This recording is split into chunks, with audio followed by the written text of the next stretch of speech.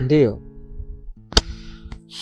ameondoka na huwezi kuamini, yaani ameniambia maneno magumu sana.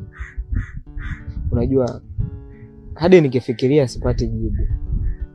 Na ya huyu sio yule ninayemfahamu mimi. Amebadilika ghafla sana, sijui amepatwa na nini.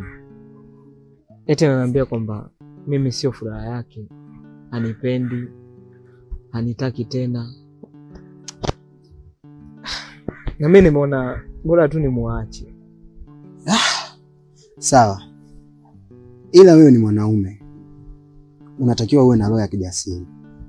Basi hapo unaweza ukakuta ameshawishika tu na kitu kwa jirani, labda kwa jirani wanakula nyama, wewe unakula majani, wanafanya starehe tu nyingi, hapa haufanyi.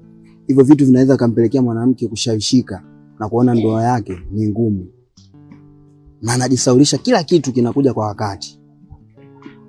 Umeona?